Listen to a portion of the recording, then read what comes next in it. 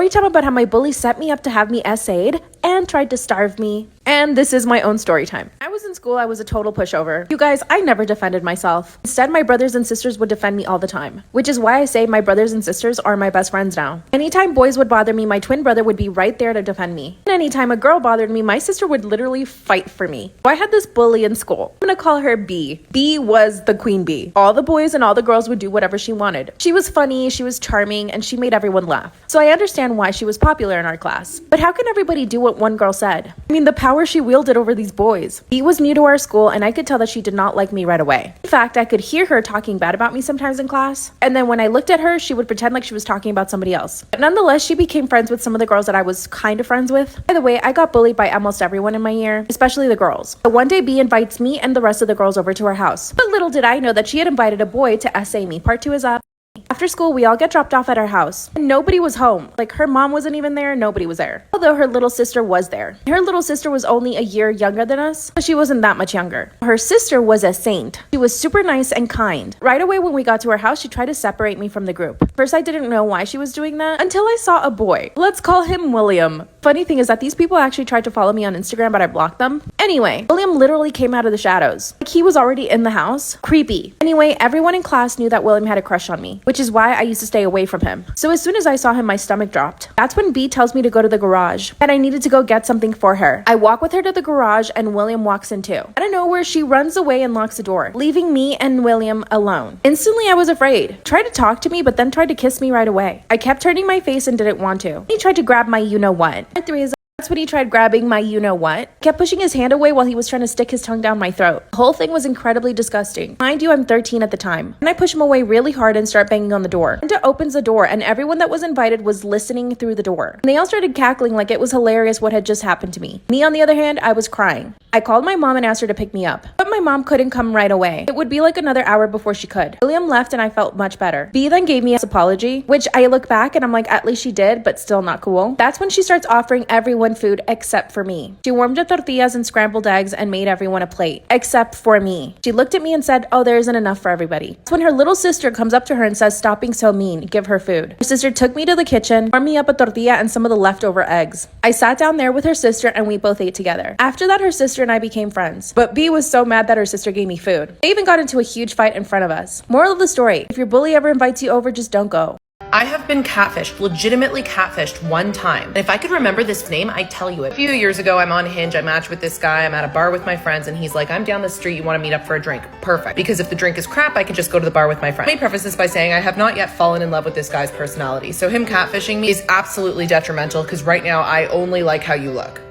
So whatever, I'm showing my friends his picture at the bar. They're like, he's cute. He messages me. He's like, I'm outside. Perfect. I go outside. I get outside and I'm looking around and I'm like, he must have got the wrong bar because he isn't here. A person I've never seen before comes up to me and goes, Sam? And I go, yes. Not even crossing my mind, this is the guy. I'm thinking this is someone from my high school I don't recognize and they recognize me. They go, it's Andrew. I'm like, Andrew who? And he's like, from Hinge.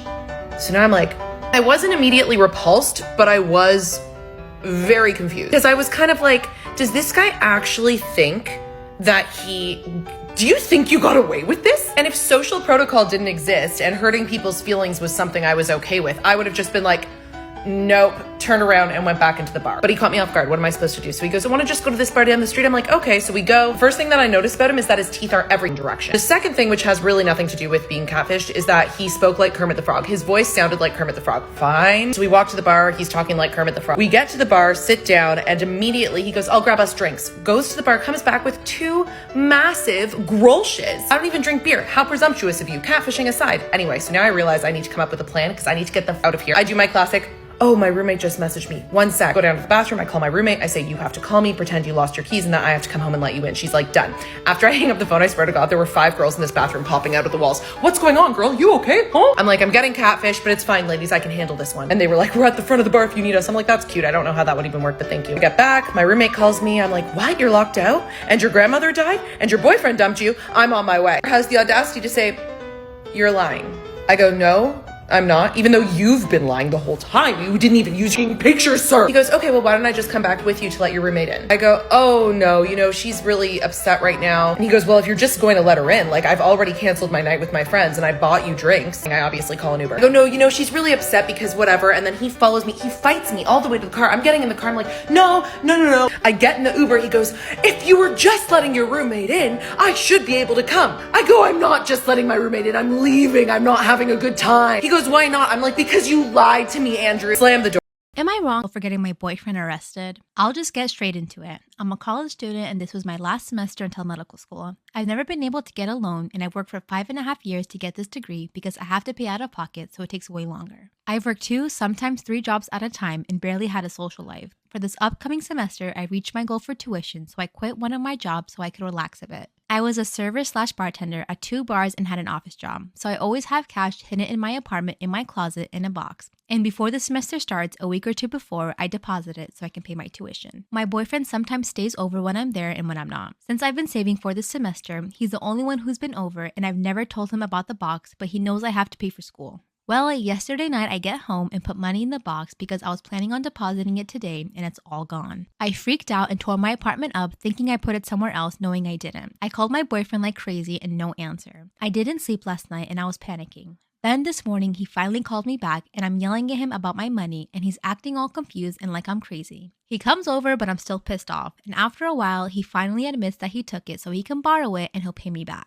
Where the F is he going to get $14,000 from in 2 weeks? I went into a rage and called the police and reported a theft because that's what he did. Well, it's been hours now and I guess he got his phone call because his family has been blowing up my phone and his mother has said some really hurtful and racist things to me. They've been harassing me for the past 6 hours now and is stressing me out even more, and I hate the fact that I feel bad for him, but he stole my money that I've been saving for months. His brother did call and he was respectful and said they'll help him pay it back and I should just go to the police station with him and tell him I want to drop the charges, but I don't really believe them. I could do that and never get the money back still. I don't know what to do and I hate that I'm contemplating doing this. I'm just really pissed off and I've been crying all day. This white woman who only dates rich black men went from being an OnlyFans model to murdering her black boyfriend. Okay, so boom, let's jump right into it. Courtney Clenny was a 25-year-old OnlyFans model who was dating 27-year-old Christian Abumseli. One particular night, they got into an altercation that resulted in the death of Christian. Courtney claims he grabbed her by the neck and threw her on the floor. She then went to the kitchen, took a knife, and threw it at him in self-defense. However, the medical examiner determined his injuries was from a forceful downward thrust and not a throw. As he was bleeding out, she then called 911, where you can hear his last words before passing away.